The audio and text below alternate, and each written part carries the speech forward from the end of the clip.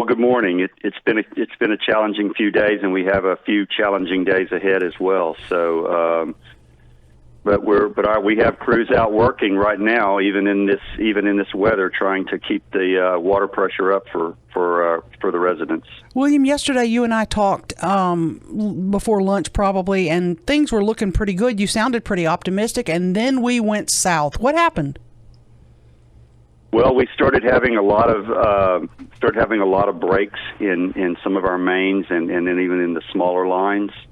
There's a lot of breaks in private homes, older homes where the pipes are underneath the house. There's a lot of breaks. Apartment complexes, a lot of breaks. So there's a lot of water that is being used. And it's so much water that it inhibits our ability to keep up with the amount of water that's being used. Now, overnight, we were able to catch up a little bit, so we're hopeful for the next few hours that we're going to continue to catch up, and then we're going to be able to increase the pressure for some areas of town. Some areas of town are going to be quite a bit more difficult than others, but we're working on that as well. Last night, about 10:15, the mayor convened a meeting with all the hospitals in GOSEP, and we discussed all of our issues with them. And then the mayor jumped on the phone with the governor, and the governor is going to help the hospitals and other high priority care facilities to have some water, bottled water brought in, tankers, try to keep operations going. So we're doing everything possible that we can to continue providing water. It's just it's a very challenging weather situation. Mr. William, you said a couple of seconds ago some areas in the city, you said some service has been restored to some spots, but you said other parts of town are more difficult. We out in West Shreveport, for example, no, you turn it on, it just makes like burping noises. Why are some parts of town harder to fix than others?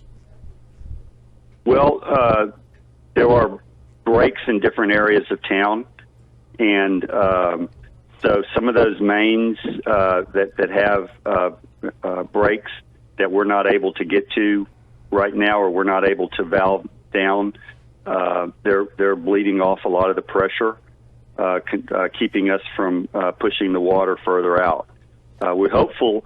The one good thing that happened was we didn't get all the sleet, and it was more snow, so we are out a little bit, and if we can get our equipment out, we'll be repairing some of those this morning as well. There was a post put up by Councilman Butcher last night that said that part of the problem was that the city's pumps were victims, if you will, of the SWEPCO rolling blackouts. So if I said that SWEPCO inadvertently shut down the city's water system, would that be unfair? Would that be wrong?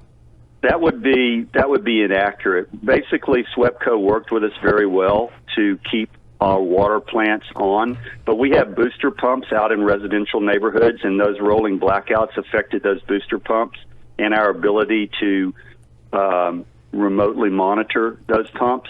So once we lost that, we had to go back out and restart those, reestablish communications. In some cases, we could not. And so we're manning those manually. So a lot of things that we could do remotely, we're having to do manually and sending people to drive out and look at things. And, of course, in this weather, it takes them a long time to go from place to place. William, we're talking to William Daniels, Shreveport Water and Sewer Director.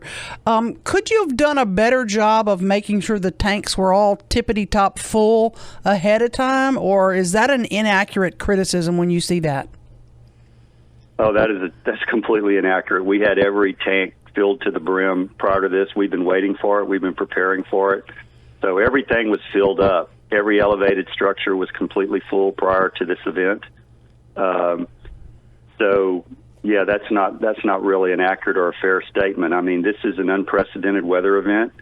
The mayor and Chief Whitehorn have helped us utilize every resource to keep the water going.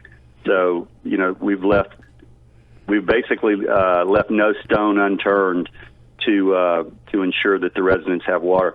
I mean, we had guys working out in 15-degree temperatures, repairing, digging up streets, repairing water mains. The dedication of our field employees and staff is unparalleled anywhere that I've ever been. So, I think it's extremely unfair criticism. Okay, let me ask you this then.